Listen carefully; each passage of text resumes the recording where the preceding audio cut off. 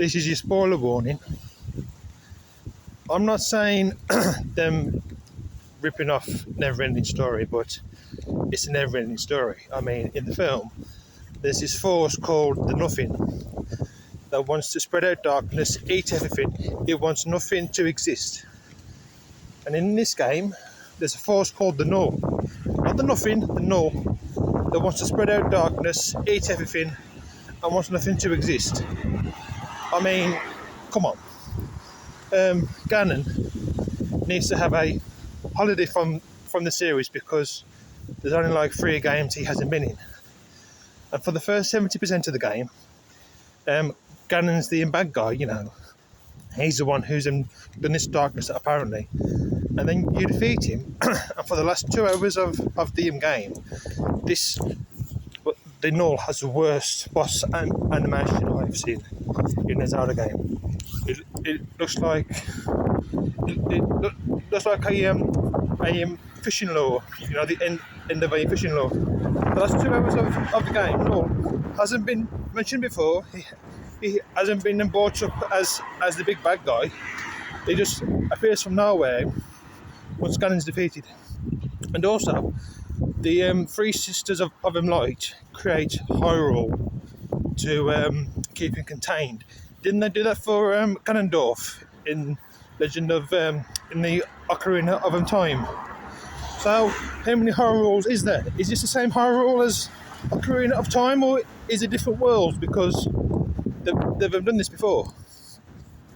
And that comes to my other point. This game, this Legend of Zelda game, is very Legend of Zelda, and by that I mean it's the same thing again. It's dungeons, it's it's Ganon, it's the longbow, it's fairies. And I know. That's why it's famous. That's why it's awesome. But Final Fantasy kicks. They've got 15 games, and they keep the series fresh by introducing new things. And this is like the 30th game, and we've still got Ganon. But it is awesome.